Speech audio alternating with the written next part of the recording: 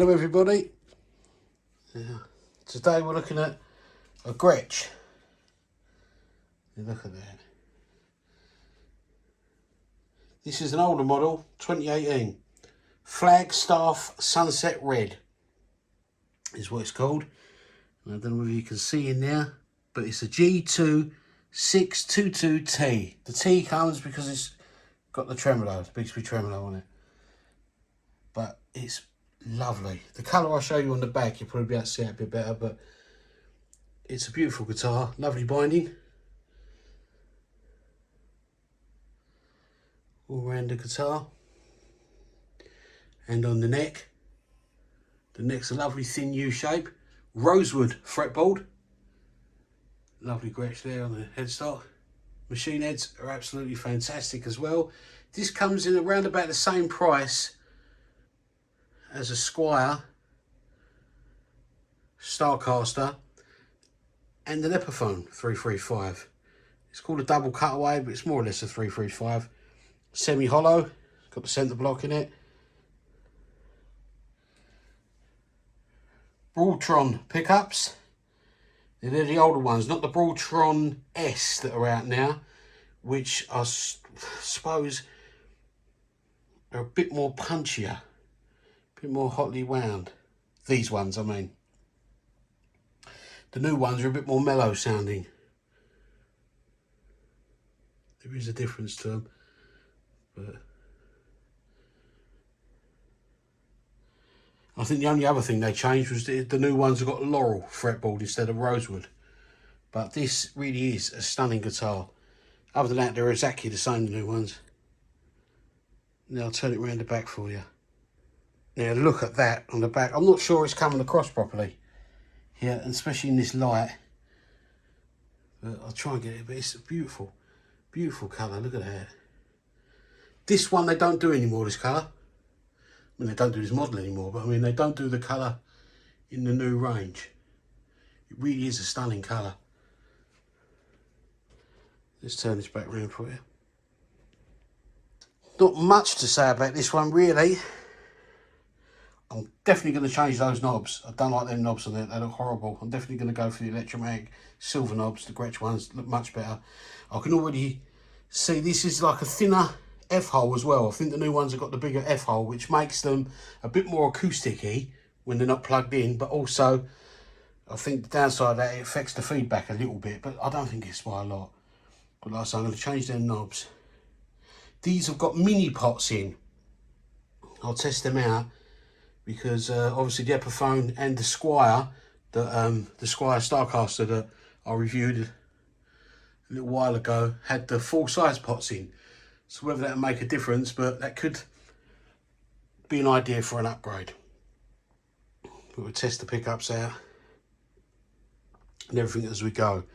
So I suppose what we'll do first is change them knobs, and then we'll get into the sound.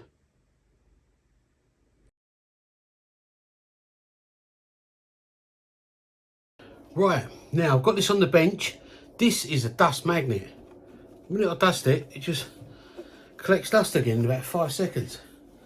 So it needs a real good clean, this. Now, let's move that right out of the way.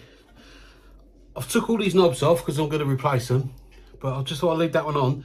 I didn't even need the old rag under the knob trigger. It's just pull up, look, that's how pathetic the knobs are.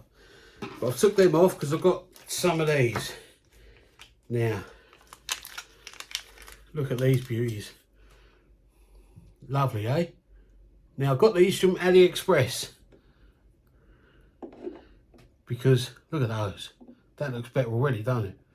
See that? Now I've got these from AliExpress because the proper ones, these are definite copies I think, but they're just as good.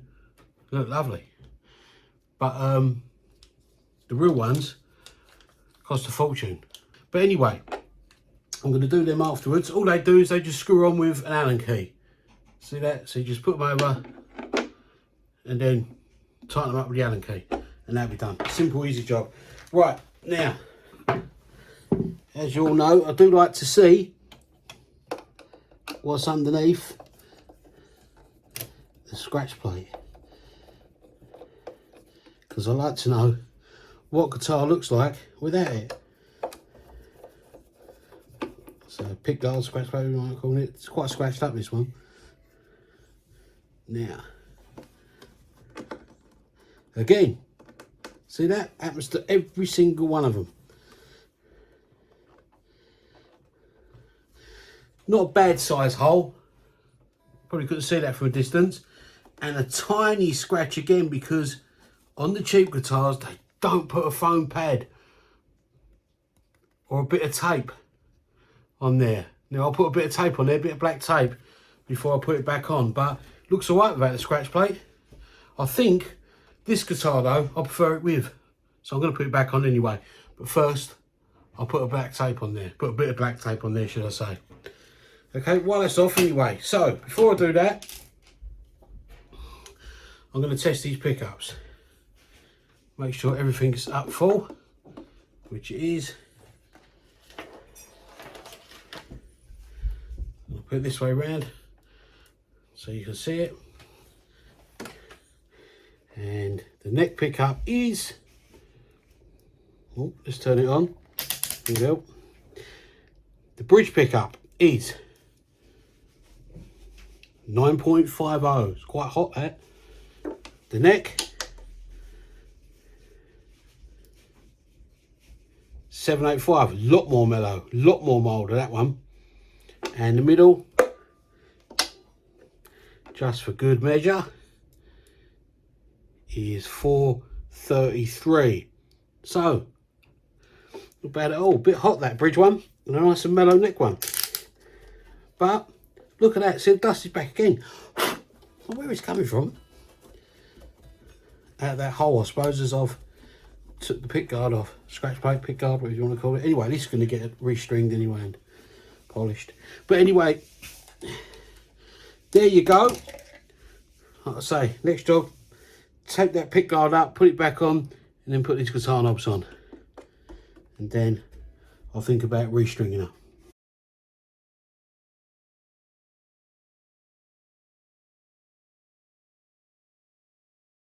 Now, I was just getting all mouthy, weren't I, about how great my new knobs were.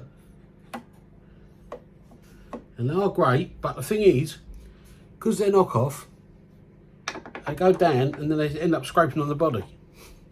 So, I've just folded up some black paper, black tape into squares, and then I've been pushing it in. Sod's law, this one won't go in. Just pushing it in the hole there, pushing it right down with the Allen key, just so it makes it a bit higher.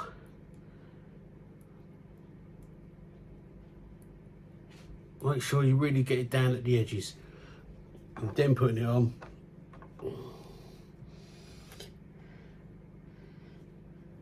And then doing them up.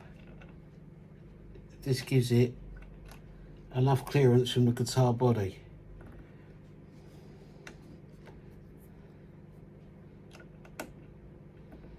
So when you do it up fully, you know, it doesn't scrape on the body. So bear in mind, if you buy the fakes like I did, it saves you a lot of money, but a bit of an hassle when putting them on. Once they're done, they're done. But yeah, that's fine. Just have to mess around with them a bit, that's all. Well, here it is finished. And what I normally do is go through an array of sounds on this guitar, but I just wanted to say to you, first of all, the original concept of this video was to not only review it, give it the little review that I normally give them before I move them on, but I was going to change the mini pots in this for full size pots. And obviously the wiring once I was in there, maybe the switch.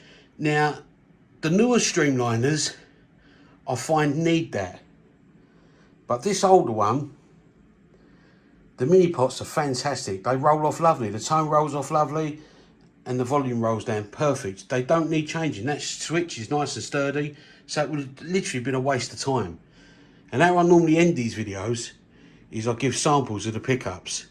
You know, in the neck position, the bridge position and the middle position. Both clean and distorted. But it's lovely. It sounds fine. But what I wanted to do was do something a bit different today. And just end it with the guitar in a mix.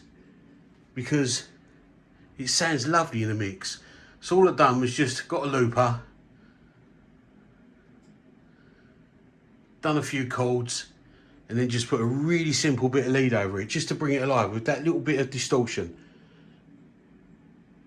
Anyway, onto the sound sample.